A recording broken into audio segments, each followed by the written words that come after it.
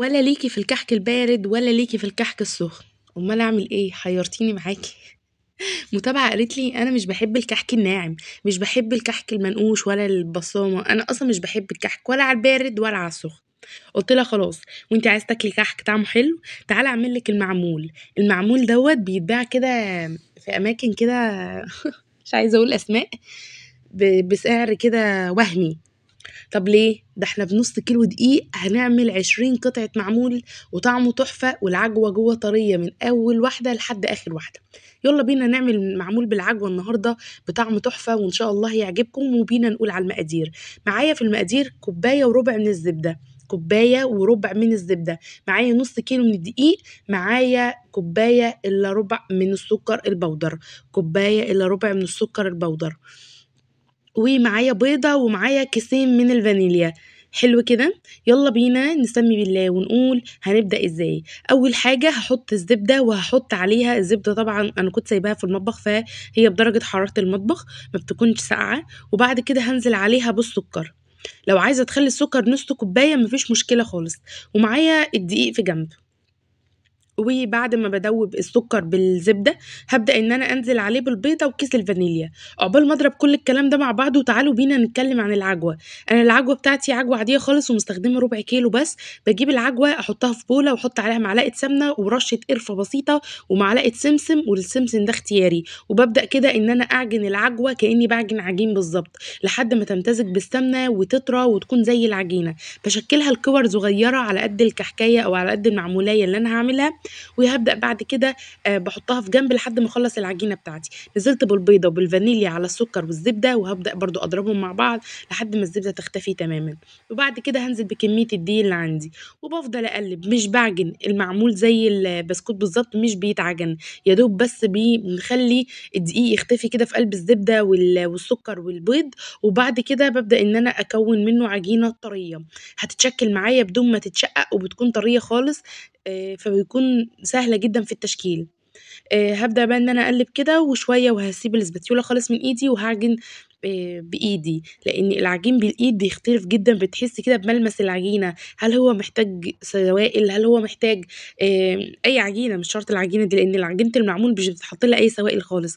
عجينة المعمول بتتعجن بالزبدة، فبتبقى كده دايبة زي الكيس الحلواني، بس اللي هي بتبقى زي البسكوت بتاع الكيس الحلواني يعني، مش بيتحط عليه سوايل خالص.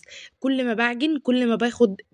أنا مش باعجن برضه العجن الجامد، يعني قصدي بكلمة كل ما باعجن، يعني قصدي كل ما بالِف العجينة بالزبدة والسكر بتطرى معايا. بس باجي كده أشكّلها ما بتشقّقش معايا، وبتكون طرية وسهلة خالص. هابدأ كده أعمل كورة، وهابدأ اللي أنا أعمل لها فجوة كده من جوّه، أو حُفرة زي الكُبيبة كده، وهابدأ إن أنا أدخّل فيها الكورة اللي أنا عملتها بتاعة العجوة. وبعد كده هاقفّل عليها حلو أوي، ووقت التقفيل ده مهم أوي علشان العجوة ما تطلعش برّه العجينة وتنشف معاكِ. وكمان درجة الحرارة هنسوّي على درجة حرارة 200، وبعد كده هنقللها ل180 علشان العجوة ما تنشفش معايا، وعشان عجينة المعمول تستوي وتكون حلوة.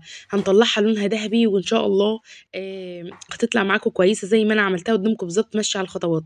المكبس اللي معايا دوّة مكبس خاص يعني بالبسكوت، أنا باعمل بيه برضه المعمول، وموجود عند أي حد بتاع مستحضرات حلويات، أو من عند أي محل أدوات منزلية. قولوا له أنا عايزة المكبس بتاع الكحك هيديه لِك. في مكبس للمعمول كمان اللي هو عبارة عن نُص الغطا اللي فيه ضغطة كده من فوق. تقدري لو ما عندكيش خالص بطّطيه كده زي القرصة، وابدئي إن أنتِ انقشيه.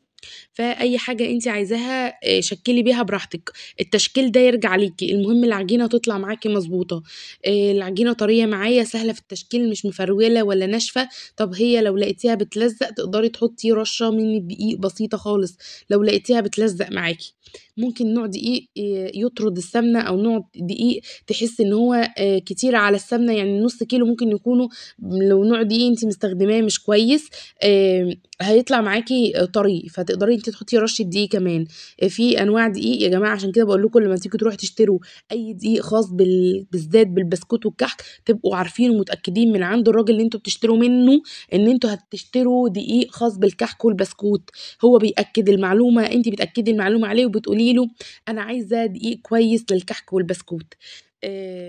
هابدأ بقى إن أنا أخلّص الكمية كلّها، وفي الوقت ده أنا كنت باسخّن الفرن، هاخلّص الكمية كلّها وأدخّل الفرن متسخّن مسبقًا على درجة حرارة 200 وبعد كده أقلّله ل180. وده شكله بعد ما طلع، بيقعد حوالي 20 دقيقة، 25 دقيقة في الفرن، ما بياخدش وقت، لونه تحفة. وهاقول لكم بقى سر التشقيق اللي على الوش ده، أو هو ليه شقّق منّي، علشان أنا الأنبوبة خلصت وطلّعته عقبال ما ركّبت أنبوبة ودخّلته تاني. كنت يعني اللحظة دي بس اللي عملت معايا كده، لكن إن شاء الله مش هيشقّق معاكم ولا هيحصل فيه أي تشقيق خالص، أنا بس عشان درجة الحرارة اختلفت عليه عقبال ما غيّرت الأنبوبة. يا رب الفيديو اللي عجبكم ما تنسونيش في اللايك والشير والسبسكرايب للقناة وتفعيل زر الجرس، واعملوا شير للوصفة هنزلها لكم كمان على البيج الخاصة بالفيديوهات. مطبخي بشيحة، دمتم بألف خير ومع السلامة.